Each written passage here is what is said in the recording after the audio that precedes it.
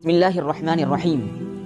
حدیث کی مشہور معروف کتاب بخاری میں یہ واقعہ ملتا ہے کہ مشہور صحابی حضرت عبد الرحمن فرماتے ہیں، جن کی کنیت ابو ہریرہ ہے رضی اللہ تعالیٰ عنہ۔ وہ فرماتے ہیں کہ ایک مرتبہ نبی کریم صلی اللہ علیہ وسلم نے مجھے فطرے کے مال پر نگراں بنا کر رکھا کہ میں اس کی پہرے داری کروں، نگرانی کروں۔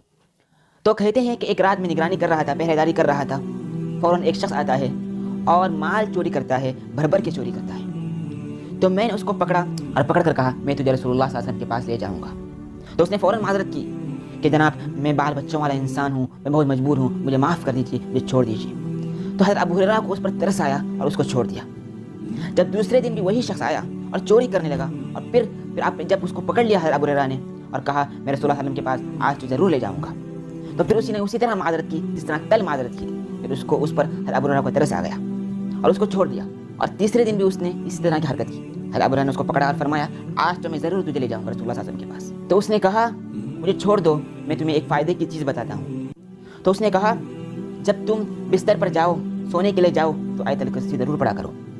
اس سے فائدہ یہ ہوگا کہ جب تک تم سوئے رہو گے تو اللہ تبارک و تعالیٰ اپنی طرف سے تمہارے لیے ایک نگہبان، ایک نگراں فرشتہ مقرر کرے گا تو تمہاری حفاظت کرے گا، اور شیطان کو تمہارے قریب آنے نہیں دے گا۔ صبح ہوئی، حضرت ابو ہریرہ رضی اللہ عنہ نے یہ واقعہ دربار نبی میں بیان کیا تو نبی کریم صلی اللہ علیہ وسلم نے فرمایا وہ شخص جھوٹا تھا مگر اس نے بات سچی کہی، دراصل وہ شیطان تھا۔ تو اس سے آیت الکرسی کی فضیلت بھی معلوم ہوتی ہے۔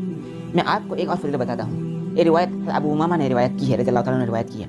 فرماتے ہیں کہ نبی کریم صلی اللہ علیہ وسلم نے فرمایا کہ جو شخص ہر فرض نماز کے بعد آیت الکرسی پڑھے گا تو اس کی اور جنت کے درمیان صرف موت مانے ہوگی، مطلب کہ انشاءاللہ اس کو جنت ضرور ملے گی۔